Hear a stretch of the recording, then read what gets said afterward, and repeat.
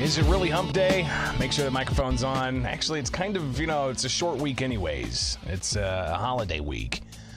Still working out some bugs. I tried doing a test earlier this morning. It didn't seem like it was doing nearly as much of this buffering. So I think I do have to incorporate at least one more machine in this. Welcome in, Bishop on Air. Thanks for hanging out as always and being part of the program. You can do so in the live chat when we go live each and every weekday morning. But you can also send me emails, and I've got others who have called me.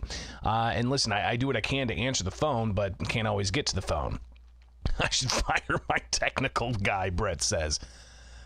That's funny, because then it would just be all of a sudden nothing. All right. Anyways, so you can email bishoponair@gmail.com. You can also find me on all the social media channels. Just search Bishop on Air on X, where we stream, on Facebook, where we stream, and also on YouTube, where we stream. Now, the difference between the YouTube channel and the other live channels is if you come back and subscribe and hit that notification bell, you'll be able to get the segments from the live program, which we clip out right after the show. So if you can't watch the entire show live, you can get to the meat and potatoes of it with all the different segments that we've got. And we've got tons of stuff to tackle. We've got a city council meeting from last night. We'll do a little bit of a bonus of the council corral. We also have to talk about the state's population here in Illinois, losing 300,000 plus people just in 3 years, while I have recent tape from Governor J.B. Pritzker denying that the state is losing population. But yesterday I talked with a Democrat from Chicago, State Representative LaShawn Ford, and also a Republican from downstate, State Representative Brad Halbrook, about their thoughts on the state's population decline, which a decade of decline. Think about this, a decade of decline. Illinois, for the past 10 years, has lost population on an estimated basis each of the last 10 years. So we obviously have some questions as to what's going on there. Plus, we could also get into the latest in the gun ban situation, which, listen, there's a lot of different moving pieces in all of that. So we'll do what we can to unpack that for you here with Bishop on Air. I did not see any updates, by the way, yesterday from the Southern District of Illinois case with the Federal Firearms Licensees of Illinois. So that's still pending. When is Judge Stephen McGlynn going to issue that ruling? It was indicated, at least not just in oral arguments last week, but also in the status hearing that we tuned into several weeks ago on the case challenging the state's January 1st registration deadline. And of course, a lot of people looking at that, less than 2 weeks. Only 0.35% of FOID card holders, those who have told Illinois State Police they are firearm owners. That's why that metric's being used, because really there's no other way to see what kind of compliance rate there is, but only 0.35% of Illinois FOID card holders have reported themselves to state police as owning a banned firearm, while we've got that January 1st deadline still in play, what's going to happen from the Southern District, we don't know. But that seems to be the only final remedy, unless, I guess, I don't know if the governor could issue an executive order delaying that. But again, that's something else that we'll touch on just briefly as well, including sharing some listener feedback that I recently got with questions about the law. And of course, again, people email me, they send me voicemails and a variety of other things. So I enjoy hearing some of that. So I'll just share with you some of what I've gotten, not nearly all of what I've gotten, because I've got tons of unread emails that I have to pour through as well of listener comments. But you can always comment at just email bishoponair@gmail.com. Some stuff that we're not necessarily going to get into that I do want to touch on here just briefly. Of course, yesterday you had the state of Colorado block former Republican President Donald Trump from the ballot. This is going to be interesting to watch this play out. And you know, this might not be the best channel for you to get those step-by-step updates, but I think it's something I'm going to keep on my radar just because of the way that the Colorado Supreme Court made this decision and how or if the U.S. Supreme Court's going to step in. Because one thing you got to consider in all of this as well, this was just for the primary ballot in Colorado. Illinois has a primary process as well. I've seen other indications that there's not really a willingness to try to block Trump from the primary ballot in Illinois. Starting in January, we'll actually see some of this movement in Illinois when it comes to ballot access for presidential candidates. For that March 19th? I want to make sure I get that date right for the primary. So, you know, how the Colorado Supreme Court blocked Trump from that state's private party primary and how the U.S. Supreme Court could intervene or possibly not intervene, we shall see. But what does that mean for Illinois? Again, all of that's up in the air, so we'll be watching that a bit as well. But it's interesting that happens, and there's some historical indication that this happened before.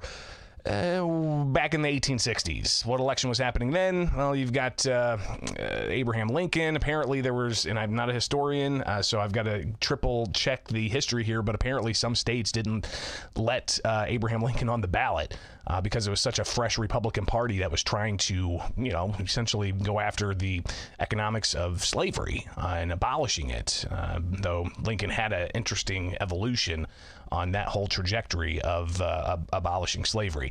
But regardless, you know, that history aside, we're in it now. This is reality. Colorado blocking Trump from the ballot. See what happens in the U.S. Supreme Court. All of that while you've got a headline.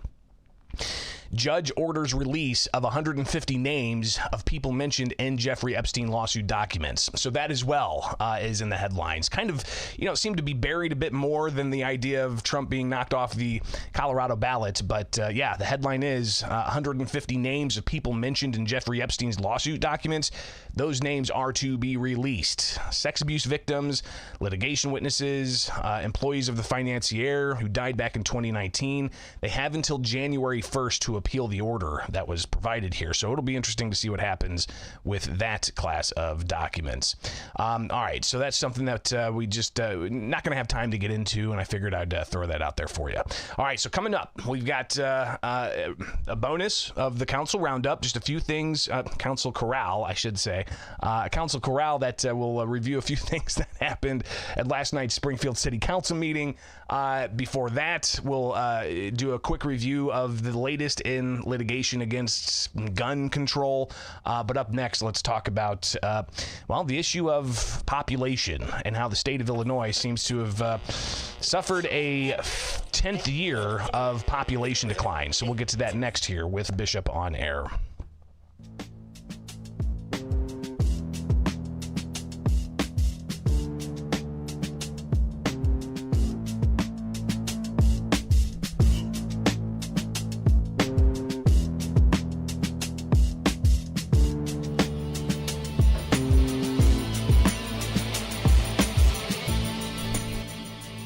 We did a census in 2020.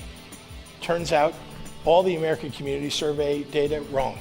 We gained population in the state of Illinois in the census of 2020. So now what am I supposed to say? Every year the Republicans, the right wing, cites the American Community Survey data. You just cited some from last year that says that we're losing population when the reality is that we didn't over the last 10 years when the American Community Survey said we did. Right, and we see that. I mean, the IRS tracks this data, right? You can go to their website or whatever. You can get the data, and you can see the outmigration of billions of dollars of adjusted gross income. These facts are facts; they're true. The governor says, "Well, this isn't happening," and then he starts making excuses. And then he says, well, it's happening to everybody. Well, it's not happening to everybody. And whether it's the winters or the summers or whatever it is, it's really bad policy making. Our border states are not suffering to the extent that Illinois is. And it's State Representative Brad Halbrook after Governor J.B. Pritzker reacting to population numbers that again show a decade of decline in the state of Illinois. 10 years of population losses. Welcome back, Bishop on Air. Follow me anywhere, just search Bishop on Air. Full-time gig has me as associate editor for the Center Square, and if you go and check out the Center Square's website, where you can see the work I do, but also the work my colleagues do, you can stay up to date with some of the latest. But yesterday, numbers from the U.S. Census came out and shows a decade of decline in population, and some legislators looking for a change.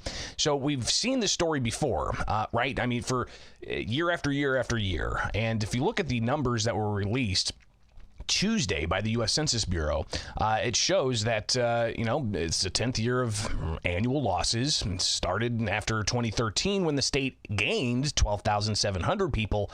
But the following year, the decline began. That decade of decline began. 2014, state lost an estimated 10,000 people. 2015, that more than doubled to 25,000 people. Another year, 37,900 in 2016. The loss trend continued. 2017, 41,800 fewer people. 2018, 55,200 fewer people. 57,700 fewer in 2019, escalating again, 79,500 fewer in 2020, 100,000 fewer in 2021, and more than 207,000 fewer in 2022. For 2023, the U.S. Census shows that Illinois lost an additional 32,800 for the year ending in July 1st of 2023. So if you add all of that up, that is 549,000 fewer Illinoisans in the state that left. And these numbers, of course, take into consideration inbound migration, outbound migration, international migration, births, and deaths. When you take all of those combined, the net loss is what we're looking at here in those numbers. So, of course, there's some interesting things, and the question is, why are people moving? But also, why do some people seem to deny that's happening? Governor J.B. Pritzker earlier this year did just that when he was asked by a student at a college talk about, how can the state reverse this trend and keep businesses in Illinois that are being hit by high taxes. Here's the governor's response to that question at the Harvard Kennedy School in a politics conversation he had with students. Well, let me contend that the data that you just cited is wrong. Let me talk about population in the state of Illinois. So for year after year after year, the American Community Survey, which is literally like a poll, a survey that gets done in between the 10-year census that gets done, showed that Illinois was losing population, 100,000 a year, every year, year in, year out, or more. And I believed it. And I campaigned in part on making sure that we are addressing the outmigration from the state of Illinois. One of the important things to do, which I have done, is make college more affordable, because it turns out that the plurality of people who are leaving are people who couldn't afford to go to college in the state of Illinois. Let's make it affordable. Let's keep our smartest, best, kids, or smartest kids in the state in Illinois. So I've effectuated that. Meanwhile, we did a census in 2020. Turns out all the American Community Survey data, wrong. We gained population in the state of Illinois in the census of 2020. So now what am I supposed to say? Every year the Republicans, the right wing, cites the American Community Survey data. You just cited some from last year. That says that we're losing population, when the reality is that we didn't over the last 10 years, when the American Community Survey said we did. So I would just say our economy has grown from $800 million to over $1 trillion in the last couple of years. We have jobs available. In fact, we have about 85,000 more jobs available in the state of Illinois right now than we have, people who can fill those jobs. Now, you might say it's because people left. I would tell you because we have a lot of people who retired early, and that's what the data shows. And again, and the governor goes on to give some more examples of why he thinks that the state's not shrinking. But some quick facts here. The state lost a congressman because of the lost population and reapportionment after 2020. And you look at the U.S. Census website for Illinois, and it shows that Illinois did indeed lose people over the past 3 years from 12.8 million to 12.5 million, and even down to 12.54 million in the most recent annual estimates. But that's not the only thing. I talked with State Representative Brad Halbrook yesterday, and he talked about how, this denial, it's not really helping anything because it's not just the census data, it's a whole bunch of other data as well. Right. And we see that, the IRS tracks this data, right? You can go to their website or whatever, you can get the data and you can see the outmigration of billions of dollars of adjusted gross income. These facts are facts. They're true. But I think what's kind of maybe masked or covered that up over the last couple of years has been the billions of dollars that have rolled into the state of Illinois at multiple levels of federal coronavirus dollars. And so that's kind of masked the thing. It's maybe put a false sense of an economic upturn. So we've seen an increase in revenues coming into Springfield. So, they say, well, hey, there's nothing to see here. Move along because the Treasury's doing well. Well, that's going to come to an end at some point in time. Of course, part of it too is inflation, and so that's causing an uptick, as far as revenues coming into the state of Illinois. But eventually, there's going to be a payday here, and things are going to change. I don't know what it's going to take for a change, but we have elections every 2 years, so maybe there'll be a shift in legislators coming this spring with the primary and next fall with the general. Things can change fairly quickly, but it's going to take a dramatic shift at the ballot box. We'll hear more from Representative Halbrook about what exactly his thoughts are concerning the population loss.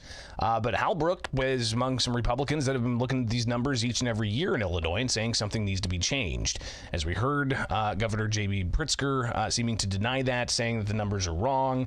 Even Democrats going to, essentially deal with the issue with Congress sending letters to the U.S. Census.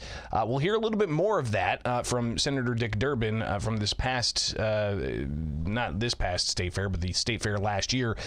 So we'll hear about that. But I talked with Chicago Democratic State Representative LaShawn Ford yesterday about all of this. And again, it's not just the past 3 years that the state has lost, 300,000+ people. The state's leading the country for its rate, and especially the neighboring states. The rate of population decline. Other states are actually, in the past year, every state around us had increased population percentage-wise by at least, I think, 0.2%.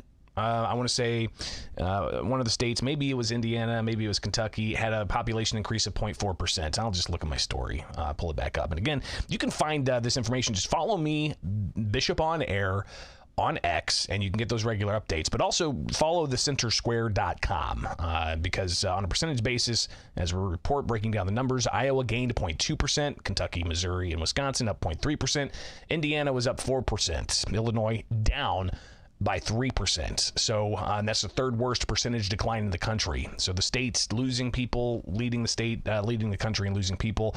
I brought that to the State Representative LaShawn Ford to get his thoughts on why this is happening at this rate and how it could possibly be reversed. Well, let's go to how do we reverse the trend. It all boils down to making sure that Illinois has the highest level of education from birth through college. That's going to always drive people to a state. And it also will drive businesses to our state if we have a strong and educated workforce where businesses could actually have a pipeline for employment.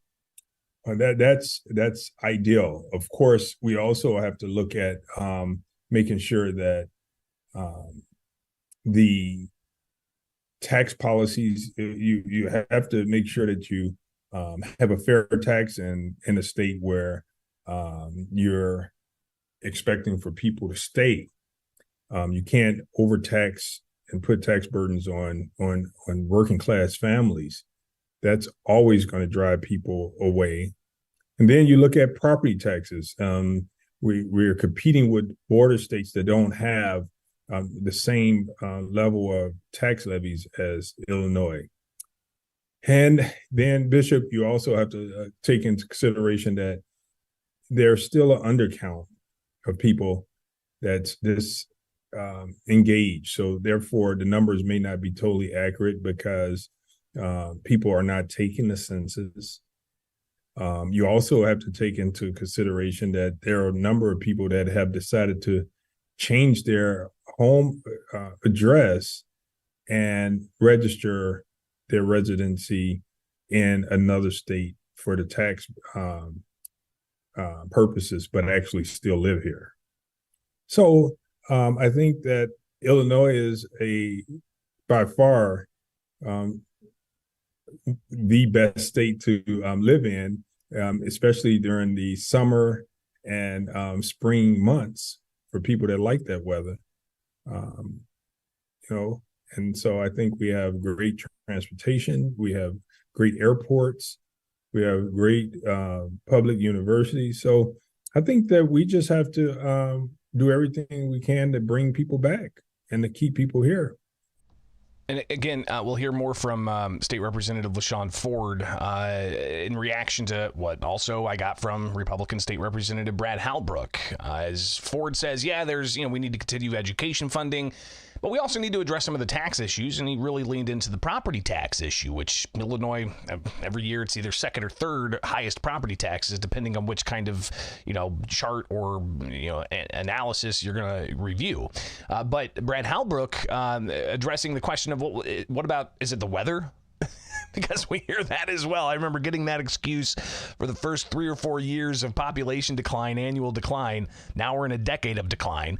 But I remember hearing from Democratic leaders, it's people retiring, moving to Florida, and they're moving to the Southwest because it's warmer. And but there's a whole host of other issues behind why people are moving. And Brad Halbrook spells out some of those other reasons why he thinks people are moving. Right. Well, I've often kidded about Illinois as the greatest economic development tool a neighboring state or a southern state can have, because you see the out-migration numbers that have been going on for years, and you see the in-migrations in these other states, whether it's our border states. Our border states are not suffering to the extent that Illinois is. And in the southern states, when you travel to southern states, many of them no income tax, real estate taxes are dramatically lower, and yet they have good roads, bridges, schools, police, fire, all these things that is important to having a high quality of life. These states all have them. So, the governor says, well, this isn't happening. And then he starts making excuses. And then he says, well, it's happening to everybody. Well, it's not happening to everybody. And whether it's the winters or the summers or whatever it is, it's really bad policymaking. I mean, the countdown to confiscation as far as a person's personal firearms is well underway. We're just a couple of weeks away from the full implementation of the gun ban and registry. That's yet another reason people leave the state.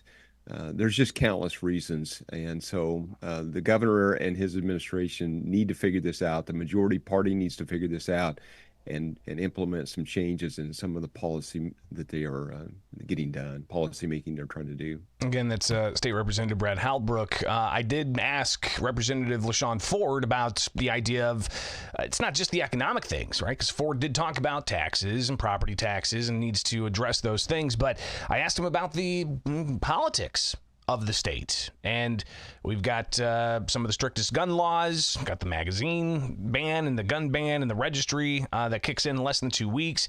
You've got other things that more conservative individuals don't appreciate, like lax abortion laws, down to even getting rid of parental notification of minor girls getting abortions. Parents don't have to be notified that that's happening in the state of Illinois anymore. So you've got that in the mix, and all of the different other social issues up and down the spectrum that people argue and debate about over time. LaShawn Ford doesn't really see that the politics of things necessarily being a reason why people are leaving. I think that when you talk about giving the rights to women to choose, it makes Illinois a desirable state where people will move to. So I think that people are not leaving Illinois because Illinois is a pro-choice state. It's actually, with the Roe versus Wade, it actually brings people and makes Illinois more desirable for women and men that support a woman's choice. And when you talk about guns, I think that there's a small impact that our gun legislation have on the Second Amendment. We have what you call some of the strictest gun policies in Illinois, but it still doesn't take away a person's right to have guns. We just recently passed the bill, and the Supreme Court at the highest level decided not to strike it down because it's the right thing to do. And the gun policy is not a factor that's going to drive people out of Illinois. I think people will find a way to register their guns in Indiana, but they're not going to uproot themselves and move because they have to register their guns. That's just not going to happen. There's more in Illinois that they love. And I think that gun policies are concerning, but I don't think it outweighs the benefits of being a resident of Illinois. So again, that's State Representative LaShawn Ford's take. The conversation I had with him yesterday, responding to some of what State Representative Brad Halbrook had to say, especially about, like, for instance, the gun and magazine ban. And in particular, I mean, just looking at comments here, one guy commenting that he's moving out of Illinois next year. Reason? Property taxes, gun laws, crime rates, and the cold. So the weather's low on that list. But what the representative had to say, too, about the highest court in the land, I don't know if he was talking about the Illinois Supreme Court, which did side with the state, or if he's talking about the U.S. Supreme Court not willing to strike it down. This thing's still being litigated when it comes to the gun ban, but we'll talk about that some more here soon. If you recall, last year, I've been tracking this issue for a while because, again, we're in a decade of decline population in the state of Illinois. You had Democrats send the U.S. Census letters saying, hey, reverse the trend. We're actually gaining population. That has not happened. And if you look at, again, the U.S. Census Bureau website, it shows that indeed the state has lost population from 12.8 to 12.5, and it continues to lose. So I asked Senator Dick Durbin last year, who is one of the signatories of the letter to the U.S. Census, what are they looking for? Why do they think that the state's gaining population? We lost population according to the decennial census, but we had that post-enumeration survey that said there was a possible 2% or so change, but the census hasn't changed. What's the latest on that? I haven't received a reply yet. Why is that important? Well, it means federal dollars coming back home. The greater the population, the more federal dollars returned to us. I want to help the taxpayers get their money back. I think we gained population. The Tribune's going to disagree with me because they've got their own editorial policy, but the numbers speak for themselves. So Durbin says that, hey, the numbers speak for themselves. And again, looking at the U.S. Census, despite those letters from Democrats in Illinois asking for the numbers to be revised upwards, we continue to lose population. So I asked LaShawn Ford the question of how do we address this denial within the Democrat leadership, especially after a decade of decline in the state of Illinois. Here's LaShawn Ford. You know, if we support the census, then we have to accept the verdict. And so I think that we have to, just like any team, they have to play against the refs to win. We have to play against the undercount and make sure that we increase the population in our state to make up for the undercount. And we're doing a poor job of that. I think that as the governor and the mayor of the city of Chicago, I think that their job is to look at our competitors. I think the governor should be looking at our border states, and he should be treating this like a business and be very competitive as relates to policies that compare to our border states. I think that would be very helpful to understand what our competition looks like and what's driving people to the receiving states. So, I mean, we should definitely know where we're losing our people to. Where are people going?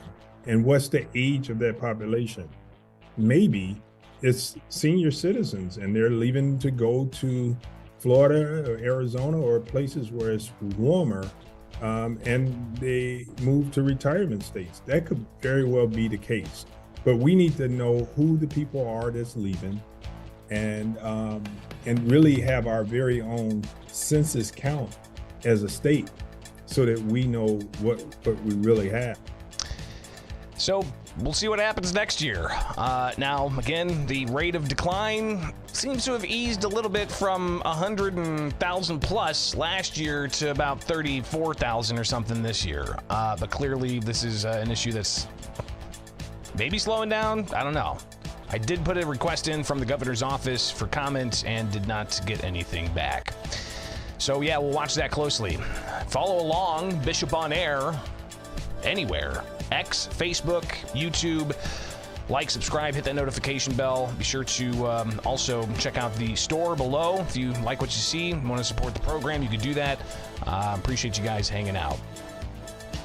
And always like, subscribe, and follow along with Bishop on Air. All right, it's coming up. Next segment, let's get to some other happenings.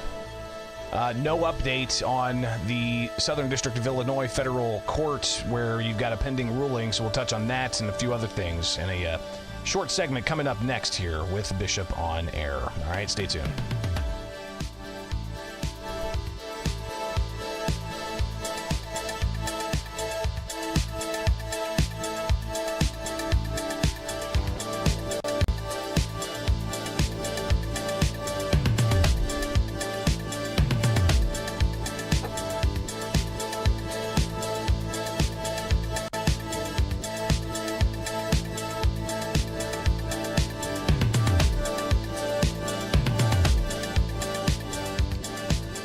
So there's been no update in the Southern District of Illinois case that the federal firearms licensees of Illinois brought forward to try to delay the January 1st deadline of the state's gun and magazine ban. I'll be refreshing that docket all throughout the day today because we're expecting a ruling promptly, the judge said. We already had a ruling in the MAG case that was heard back in October, if you recall, and the judge denying a motion for partial summary judgment, which is not a preliminary injunction. It was a motion for partial summary judgment on vagueness grounds, which would have been final action in the district court. But Judge Stephen McGlynn decided against that. For a variety of reasons, claiming that the plaintiffs didn't state their case clearly enough, to not having other plaintiffs groups as part of that. So we'll see what happens. But while that was in the MAG case, we still have yet to see the judge put anything out on the issue of the federal firearms licensees, Gun Save Life, and other organizations and plaintiffs groups in that case asking for the January 1st deadline to be suspended or delayed. So no update there. But clearly you've got the ongoing concerns as to the January 1st deadline that's happening. And listen, I get tons of messages from people, email messages, and even Facebook messages, Twitter messages. I've got stuff backlogged in all of those things. That I need to go back and respond to and clear out, so I can at least get it absorbed into my brain. But I did go through some voicemails that I have had stacked up on my cell phone, which I do put my phone number out on the internet. I don't know if that's the best idea to do, but people do call, and I really do appreciate people who call. Even I think one morning we were having some audio problems on the program, and somebody actually called my phone to let me know that I was having audio problems on the live stream. So that's good to know you guys are that plugged in, and really appreciate it. But some messages I got, and I just wanted to review these briefly, and I'm not going to air them. Maybe I set up a voicemail system where you guys can actually call in, and I can air those voicemails. But I got a message from Ken, and he said that he thinks the suspected goal and the final results of the registry, again, the registry that takes place January 1st, he says it could mean that if you don't register, you're not a law-abiding citizen, which can put your FOID card in jeopardy and ultimately lead to people being disarmed in the state of Illinois. So Ken had that suggestion of suspected motive. Again, that was a voicemail I got. Another listener, Jeff, he asked if the governor saying that if you recall last week, he said that he believes that there's widespread understanding of the law, the governor said. That widespread understanding, he says, is there and people are registering. And then he went on to talk about registering automatic assault weapons. This isn't an automatic assault weapon ban or registry. He also talked about high capacity magazines. You don't have to register magazines, according to Illinois State Police. So listener Jeff said that confusion, it really muddles things even more, and says if the governor's unclear, how can he say it's clear? And that was, again, a listener message from Jeff. And Jeff, that was the question I asked him, ultimately, is if the rules aren't set in stone, how can you enforce a law that could lead to people getting a felony? And then that's when he started talking about, the right-wing talking points and how he believes it's widespread understood. So, Jeff, I just wanted to make sure you knew I did eventually get your voicemail, even though you left it last week. Another listener asked about the attachments, and I didn't get that listener's name. They just left a message, but saying that, what about attachments like a flashlight? You can attach a flashlight to a semi-automatic firearm rail. Listen, I don't think that they were thinking about flashlights, but again, the frequently asked questions change all the time. So it's pretty amazing. And Dimitri, I do see your message there in the live stream. I've seen your message in particular, Dimitri. It's an interesting conundrum that I've got to delve into even more. I know that other experts in this space, which I am by far not an expert, I am just a reporter, but that is an interesting story. Dimitri's shared some stuff with me about questions he has, not necessarily about the gun and magazine ban, but in general about naturalized citizens, people who go through the naturalization process. They come from this country from other countries. They go through the process. They probably learn more about the U.S. Constitution than your kids do in school. They take that test. It's a long, arduous process, and then they become naturalized citizens. They have those rights bestowed by your creator in the United States. The right to free speech, the right to vote, the right to keep and bear arms. But Dimitri says that there's been one particular place where he's not had the ability to have some of his other friends who've been naturalized purchase a firearm. Zhang, you as well. You took that test. Yes, you did.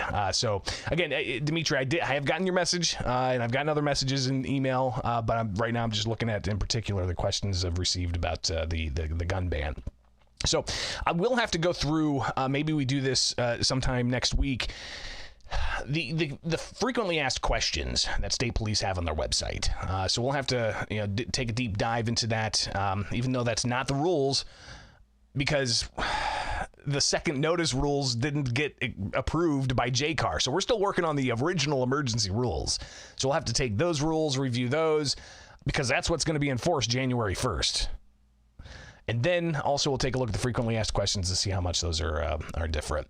So that's I just wanted to share some of the listener comments I've been getting. Again, please do email me, bishoponair@gmail.com. Also, be sure to follow me on Twitter, X, Facebook, YouTube. Message me that way, and we can connect. Something else I wanted to cover, not concerning Illinois' gun and magazine ban, but the Second Amendment Foundation, highlighting how they've filed a federal lawsuit in California challenging that state's law that requires firearm dealers to record video of all transactions, calling it a violation of First, Second, Fourth, Fifth, and 14th Amendment rights. So they are throwing everything at this thing. And this is in California.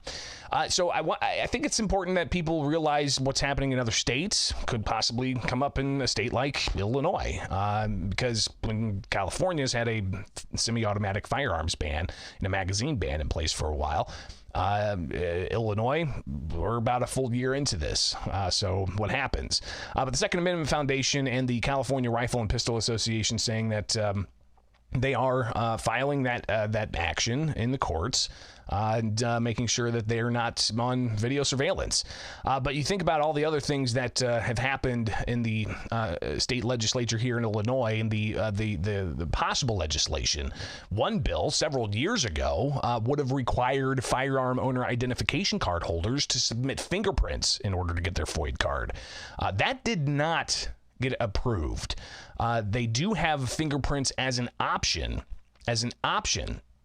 If you are to, get a concealed carry license and you want that quicker, you can provide fingerprints, but it's not required in the state of Illinois. And there are big questions about, fingerprints criminals submit to, not somebody wanting to exercise their constitutional civil liberties. You don't have to provide your fingerprints in order to write a blog. You don't have to provide your fingerprints in order to become, a news person, an independent news person, a journalist. So you've got that interesting question as to what's possible in the state of Illinois. Looking at some other national headlines, USA Today talking about how the President of the United States launched a national law enforcement database. It's coming from the USA Today, saying that Joe Biden launched the national database Monday to help hold law enforcement accountable for misconduct. That's interesting as we see, the overall questions about, databases in general. So law enforcement may have to submit to that type of database. But all of this, of course, tracking and tracing people for things that might be considered, public safety, but starts crossing the line into civil liberties and constitutional rights. Then you get some really interesting dilemmas. But one thing that's happening when it comes to constitutional rights, we have the United States Constitution. It's different than all the other countries in the world. It's got so many inalienable rights, not rights bestowed to you by the government, but rights bestowed to you by your creator. So I think that's clear. We got the First Amendment, the right to free speech, the right to free assembly, the right to have whatever religion you want, the right to the free press, which I exercise daily. But then you got the Second Amendment that backs that up, right? The right to keep and bear arms, right behind the First Amendment. And then you can go down to the Fourth and Fifth and then Fourth Amendment, rights of not being searched without a warrant. Fifth Amendment, rights to not have to incriminate yourself.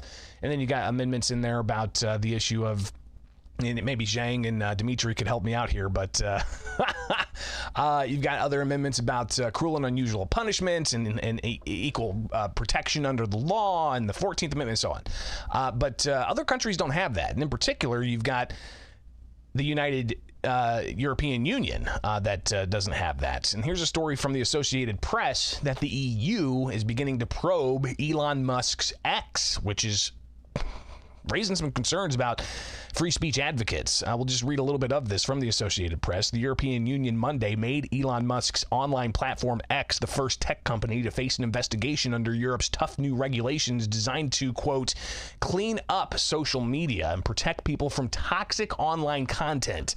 This coming out of a London headline, right? So how that's written over there, fascinating. To clean up social media and to protect people from toxic online content. Toxic online content. You mean words?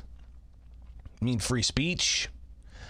how this is going to impact X in the future, and whether Elon Musk is going to sustain those attacks. It'll be interesting. But the 27-nation bloc, according to the Associated Press, ratcheting up pressure on X and asking the company in October for information on its handling of hate speech, misinformation, and violent terrorist conduct and content related to the Israel-Hamas war.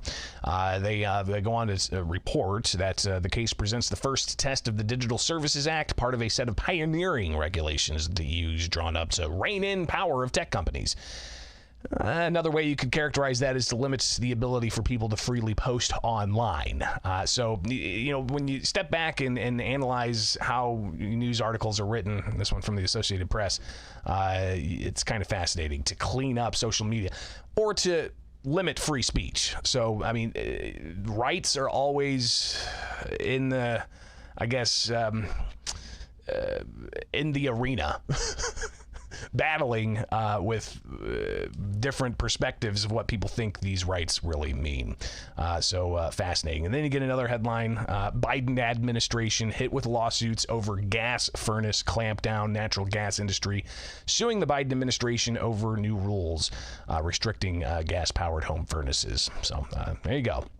That's just a quick review of not just stuff happening with the Second Amendment, but even things that could possibly impact First Amendment rights here in this country when it comes to the EU cracking down on what can be posted online because they don't have a First Amendment free speech that's clearly spelled out in the U.S. Constitution. Just fascinating to see all of this. Appreciate you guys hanging out and being part of it all. You can email me at any time, bishoponair@gmail.com. Find me on X, on Twitter, and so on. So let's make it happen, all right? All right, stay tuned. We got another segment coming up for you local city council buffs. What you want to watch, of course, is the council corral. I've got that coming your way next. All right, so like, subscribe, follow along live each and every weekday morning here with Bishop on Air.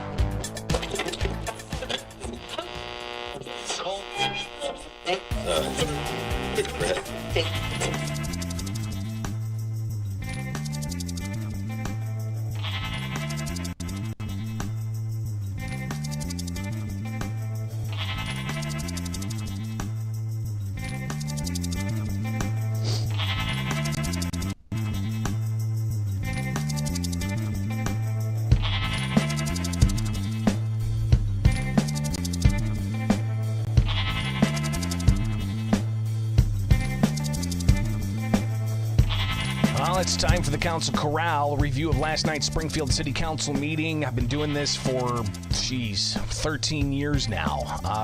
Watching all the City Council meetings, digesting them down so that people can get a quick review of what happened at last night's meeting. It's right here. I'm Greg Bishop. Thanks for hanging out. Bishop on Air with the Council Corral.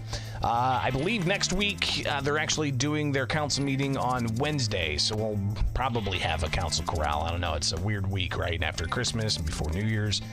So maybe we do that. But let's get into it because some good stuff. But very few items. It was only an hour meeting last night. They did have zoning, which sometimes can be interesting to hear what kinds of zoning cases they're going to have in the Springfield City Council. But it being the holidays, they really seem to just get in there and out. But still some good things that they covered. One, and this is why I think it's important that we have something like a council corral. And for places across the state and the country, really, that don't have local people passionate about disseminating information, this is a problem for people being able to understand what happens locally, right? I mean, listen, I'm a reporter. That's what I do for a profession. So I get paid to sit through long state house committee meetings and delve through all this legislation and stuff so that I can distill it down and report it out to you as factually and accurately and timely as possible. And the same goes for local government, right? And doing the council corral is really a passion for me, just because. Number one, I've been doing it for so long. Number two, I can do it pretty quick because I've been doing this for so long. But number three, I have a certain depth of understanding of what's going on at Springfield City Council for the past 13 years. So when you hear things like, another $4.6 million dealing with the Legacy Sports Complex, the redevelopment of that area in Springfield, this has been talked about for a long, long time. We're talking about the issue of how much tax dollars are going to be used to help supplement a private company building a big sports complex for youth from all around the state and the country, frankly, to come to Springfield and to play youth sports and tournaments and whatnot. We're talking multiple baseball diamonds. We're talking indoor volleyball courts all up and down the area. We're talking tourism. We're talking hotel stays and restaurants and stores and all that, right? That's how it was talked about. But when it comes to the implementation of these things, it always seems to take forever. And we've had instances 15 plus years ago of this thing called Xanadu that was supposed to be a big sports complex. Then you've had others on the east side of the Springfield community bring proposals for their own type of sports complex that would be right off the highway, and they couldn't necessarily fulfill all the hoops that there would have to be. And then all of a sudden we get this idea during the pandemic for Legacy Sports Complex. It wasn't called that at that time, but it was going to go into the south central part of Springfield where they just extended a major road to the interstates, and they have a Shields sporting goods facility, and they've got a bunch of great restaurants over there, a new hotel, a lot of open space that they're going to build upon, and they're going to have this sports complex as part of it. So they thought during COVID, with the world shutting down, sports tourism was a big deal. So they brought this idea forward. They hashed it out, got some private partners involved. And then we were told that shovels are going to go into the ground this summer. And we may have seen a ribbon cutting happen, but I was just out there the other day at a restaurant, which, by the way, if you're in Springfield, Ingrained is a really great place, but so is Legacy Point Eatery. Fantastic food. Give it a shot. But that's not a paid advertisement, by the way. I love taking Megan out there and just grabbing fish and chips. They got great fish and chips at Ingrained. Legacy Point has this awesome, I don't know what they do to their food, but the spices they use are so good. Regardless, all right.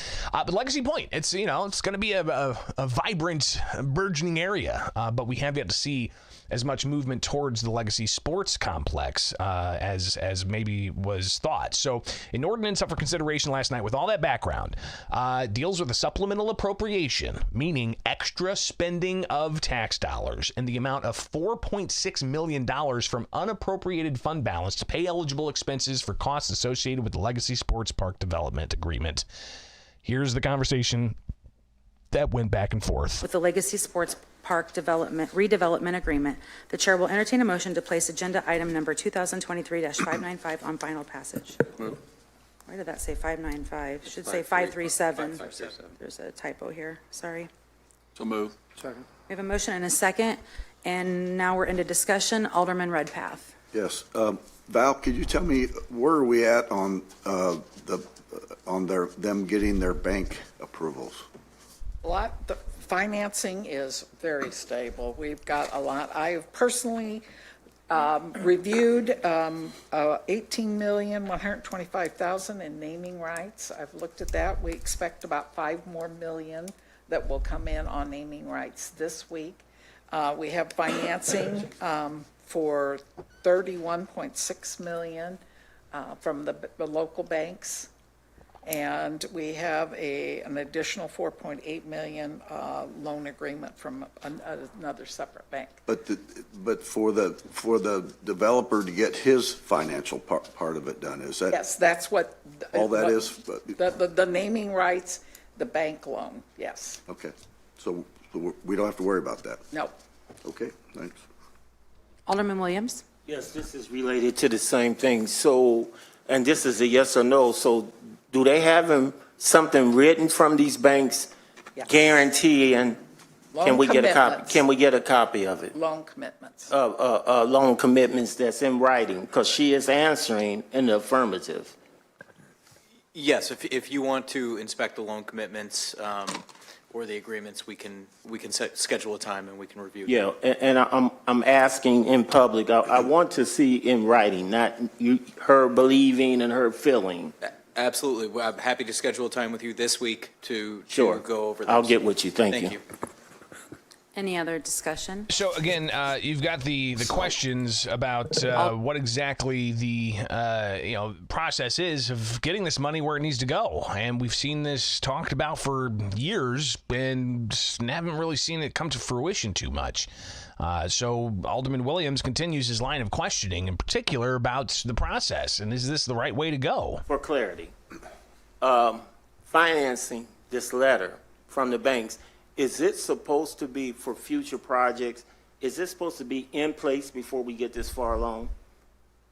So we've been working with the developer on their financing agreement. And this is the corporation counsel. He is essentially the city's attorney, right? And he gets peppered with all kinds of questions about, well, what about the process of Robert's Rules of Order? And he also gets asked questions, technical questions, like what Alderman Williams is asking when it comes to these types of projects. Under the second amended agreement, which was passed on October 3rd, they said that they're going to try to get it within 90 days of that second amended agreement.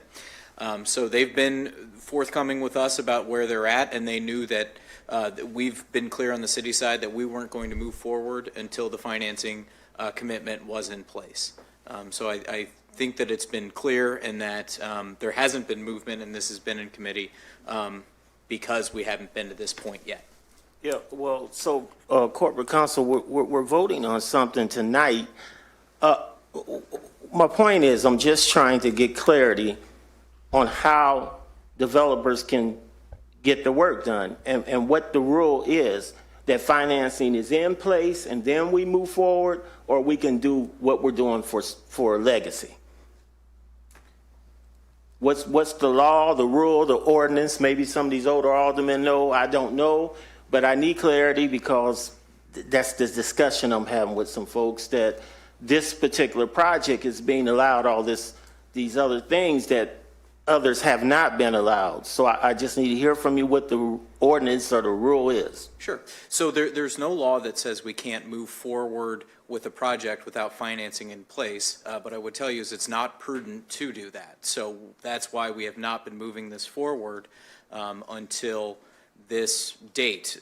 Now, this appropriation, the money has been collected and been in a fund, but we have not turned it over now for 2.5 years since 2021 when we started collecting these funds. I can tell you the developer has spent in eligible costs up to now over $5 million in land acquisition, of which we have previously agreed to assist on a 50% contribution. But up until now, a part of the development agreement from the beginning has always been the city needs to be satisfied with here from the developer. And that's in our development agreement, the first amended agreement, and the second amended agreement. And I would say that the developer had not met that condition until recently, which is why the city has not moved forward with paying or reimbursing 50% of the land acquisition costs up until now, because we had not been satisfied with the financing. So that requirement, while not set in statute, is a way that the city can protect itself to make sure that we're not the only ones with skin in the game. So again, the question of is the city comfortable with the financing? And apparently the city is comfortable with the financing moving forward and approving this ordinance to supplement the project, again, more than $4 million. So that did ultimately get passed. Alderman Williams voting present. But then they moved on to some other things, and this is fascinating too, because this shows the kind of juxtaposition of how state government impacts local government. And this ordinance up for consideration deals with Illinois Paid Leave for All Workers Act. It's a measure that's set to take effect January 1st. And for Springfield, they have to amend part of city code on emergency passage because, well, look at the calendar. It's almost the new year. They have to pretty much conform with this. And Alderman Jim Donnellan had some questions about all of this. Illinois Paid Leave for All Workers Act for the City of Springfield and amending Chapter 36, Section 36.19 of the 1988 City of Springfield Code of Ordinances for emergency passage. The chair will entertain a motion to place agenda number 2023-596 on final passage. So moved. We have a motion and we have a second, and it looks like we have some signed up to speak. Alderman Donlin.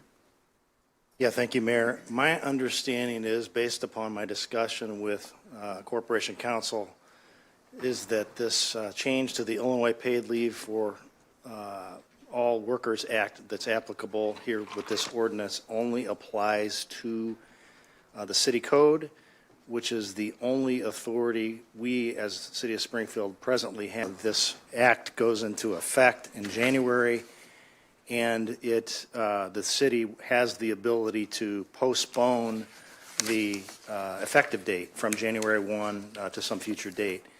My understanding is that the City of Chicago and Cook County, before this state law was put into place, already had their own Paid Leave for All Workers acts in place. Those two were grandfathered, and therefore those two entities have the ability to postpone the effective date. I just want to make it very clear to our businesses that have been calling and any of you that are interested in this topic that we, the City of Springfield, even though we're home rule, do not have that ability. That's right, because we don't have an ordinance in place that requires the employers in Springfield to have paid leave for all workers. So there is no ordinance applicable at the municipal level that we can control in any way. So the Paid Leave for All Workers Act will go into effect January 1 for Springfield employers, and we don't have an ordinance that we're going to implement that dictates what paid leave needs to be paid at the municipal level. Yeah, I feel for the businesses that are really all the employers that are impacted by the state law, because it's going into effect in January, even though the rules that are required by JCAR, through JCAR, the JCAR process, won't even be adopted at the earliest until March. So it's kind of backwards, but anyway. Well, those who've been watching this program for a set number of any time, it seems to be the case, right? The state passes a law, it's got an effective date, and the rules aren't put into place until after the effective date.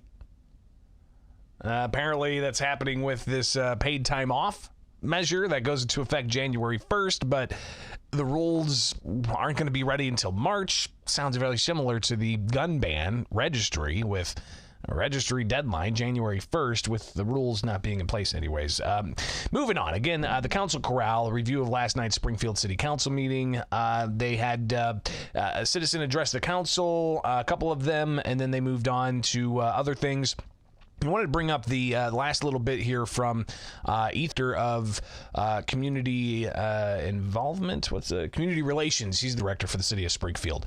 And he wanted to address the situation of those experiencing homelessness in the city. And if you drive through the city, you'll see this on certain corners, people holding up signs saying they're homeless and they need money.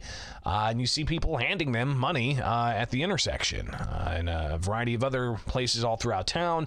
Listen, it's not just a problem in Springfield. This is happening in other more highly populated areas, from, I'm sure, Decatur and Peoria and Rockford and Chicago and so on. But Ethan Posey, the Springfield Communications Community Relations Director, I'll get it right one of these days, Ethan, I promise. He had a message, especially when it comes to how we interact with the homeless population as a public, but also how people say, police, just get to doing something. Do something about it, police. Here's Ethan. It's hard to tell someone who's sleeping on the street that they need to move and go to a shelter when they've been provided 10 different blankets and they have 3 or 4 different meals that are underneath their blanket. From a shelter, they feel like that they need that they don't already have because it's been provided freely to them. And then we turn around and we complain to our members of city council, or we complain to different agencies that people haven't moved and they're still in the same spot. I would implore the people of the public, instead of just giving food or giving clothes or giving blankets, to look into the multitude of organizations we have here in Springfield that help our unhoused community. The Heartland Housed and Continuum of Care, the Helping Hands, the Fifth Street Renaissance, the Washington Mission, the St. John's Breadline, and encourage them to utilize these services. The more we provide what we think are appropriate services as members of the community to our unhoused population, the less incentive they have to actually use the services of the qualified professionals who have dedicated their lives to assisting these members of the community. And Ethan goes on to discuss an old proverb that really still to this day reigns true. We need to give more tough love than the open arm hugs and cares that we've been giving. And I'm not saying that everyone in the community does that. I'm not saying that that causes homelessness. I'm saying it's making it more difficult to get people to utilize the services that we have. So this is me speaking from a community relations perspective to our community to try and adjust their perspective on what it is to help, on what it is to assist. A lot of people are very deep in their faith, and it says, when you give a man a fish, he eats for a day. When you teach a man to fish, he can eat for a lifetime. We're doing a lot of giving people fish and then wonder why they sit along the banks of the river with their hands out. Again, just a message for you. Ethan Posey, the city's communications relations for community relations director. Again, I promise I'll get it right one of these days, Ethan. Interesting message here, especially during the holiday season.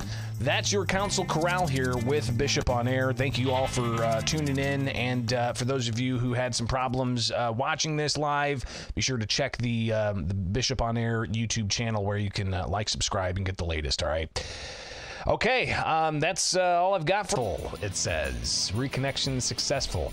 I'm telling you, there's a weird time. Maybe I need to get like priority access to the internet here because I'm just doing this from my home studio. So maybe I need to get with my internet provider and say, give me a solid pipe because I'm right down the street from a school, and maybe the school, but they're not in school right now, are they? Either way. All right, guys, have yourselves a wonderful rest of the day. For the rest of the year, we will look at new laws. We'll review how we got to where we are right now with the state's got a magazine ban and more. Have yourselves a wonderful rest of the Wednesday. We'll see you back here tomorrow. Programming note, I'm off again on Friday, also taking Tuesday off. All right, enjoy the holidays with your family.